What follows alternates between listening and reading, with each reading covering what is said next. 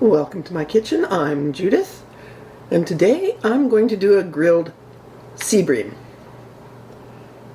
It's a very nice little fish, and one is enough for one or two people depending on how big your appetite is. Most recipes do say one fish per person, but since it's dinner for one tonight, I have one fish. So for this, as I said, one sea bream, half a lemon, some salt, some extra virgin olive oil, and some lovely, I can't see it there, let me bring it around, dried oregano, which is going to be the finishing touch on top of the fish when we grill it. Now to grill our fish, you can do it in a grill pan on the stove. You can actually even broil it in the oven. If you're going to use your grill outside, I recommend one of these handy dandy things. That's a little bit close. See if we can get a good shot of this. Is my magical grill assistant. And you pull that little tab there and it opens up and you put your fish inside. And I'm sure you've probably seen these before, but I looked for ages to find one, and I finally did this year. It's become my new favorite utensil for the grill. So to prepare our sea bream, give it a good rinse under running cold water. Then we're going to cut along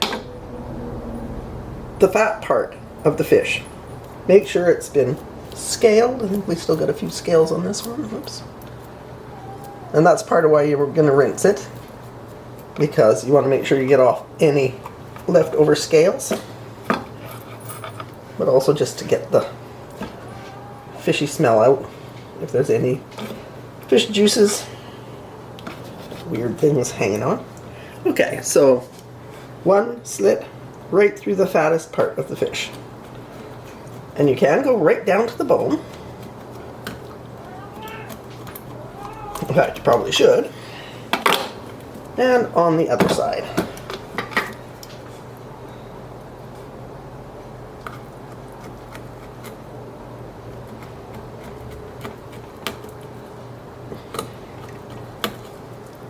There we go. Next step is we're going to sprinkle the fish with some salt inside and out, and make sure you get down into that slit.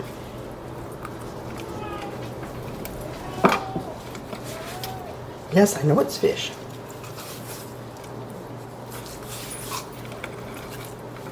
Now be careful how much salt you're actually putting on your fish, or it will be very salty when you want to eat it. But do make sure you have both sides seasoned. How many sides does the fish have? Okay, then we're going to pour some olive oil on. And again, inside and outside.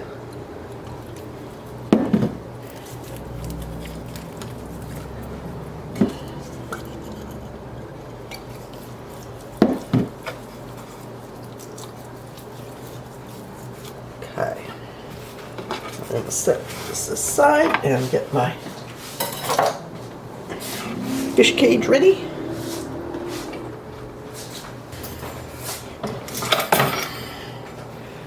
And fish in, close it up, there we go. Now we're ready to go on the grill. Okay, to transport my fish, even though it's in the cage, is I don't want to be dribbling oil everywhere. I've just put it on a plate. So we'll put that aside for now. We have to go start the grill. So you want to start it hot, like get it as super hot so it's actually smoking. And then when you put the fish on, turn it down to medium. And we have one other thing to do. When we take our fish off the grill, we are going to put a mixture of lemon juice and olive oil. Just pour it right over the hot fish. Okay, so we're just going to ream our lemon, half a lemon.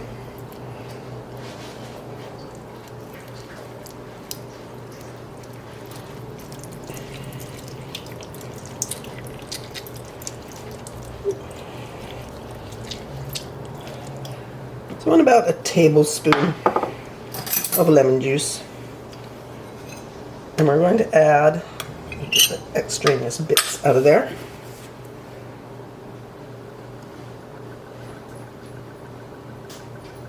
Two tablespoons of the extra virgin olive oil. There we go. We're just going to mix that together. And when the fish comes off the grill, we're going to pour that directly onto the hot fish. Okay. Oh, I must apologize for the traffic noise, but I do live right beside a busy highway. Hopefully we won't get another siren. One just did go by. So we got our grill up to, it was 450. But I did open it, waiting, and then waited for the siren to go by. Let's start there. So let's turn it down.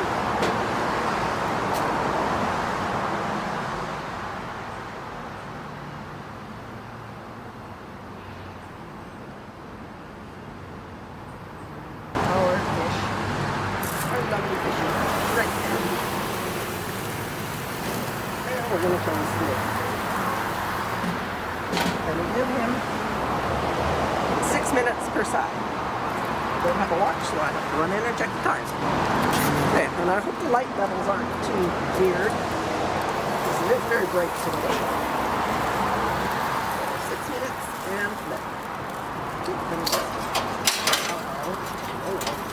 Get lost in the skin. I just have to deal with that later.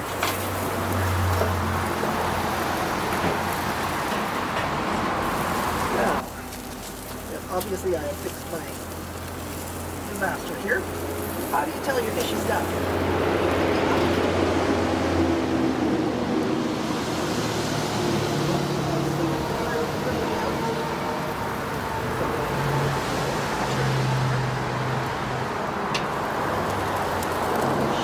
Almost done.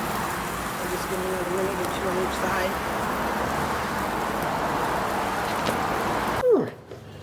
Now we have the last step before we can eat. We have to put our lemon juice and olive oil on. And I do recommend, when you're grilling, get yourself a good pair of silicone oven mitts. Okay, let's open our fishy up.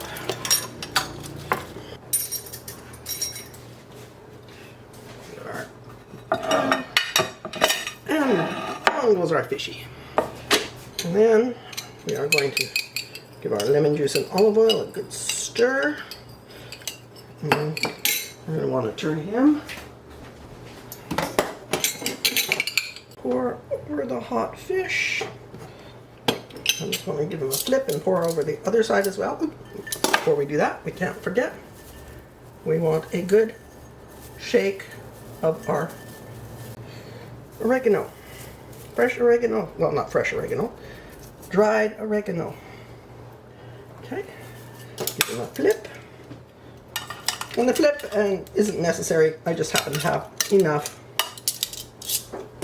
lemon juice and olive oil to do both sides. There we go. And give him another douse of oregano.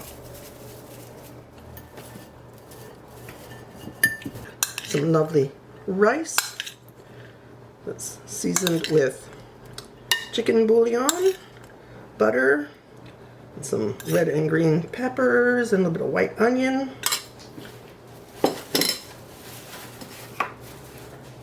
And of course, don't forget a lovely wedge of lemon. So let's see how our fish turned out.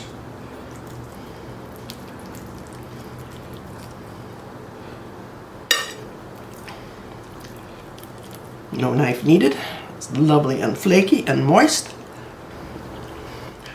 Now, Sea Bream isn't a particularly bony fish, but do watch out.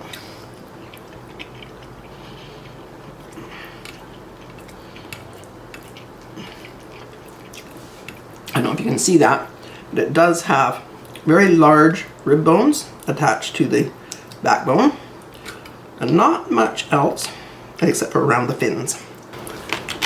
And I'm going to show you how easy it is to remove the bones. All gone, except for by the fins, so just watch out by the fins.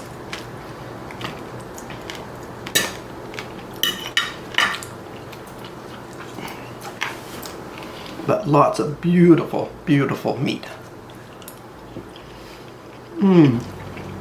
If I had thought ahead sufficiently, I would have chilled a bottle of white wine to go with.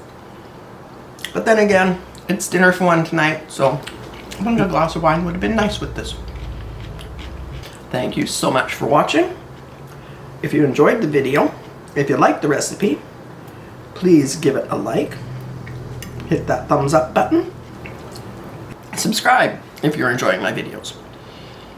And I know most of the people that are watching them are not subscribed. So if you do subscribe, definitely hit that bell icon and you'll get a notification when I put up a new video. Thank you all so much for watching, and I'll see you again next week with a new video.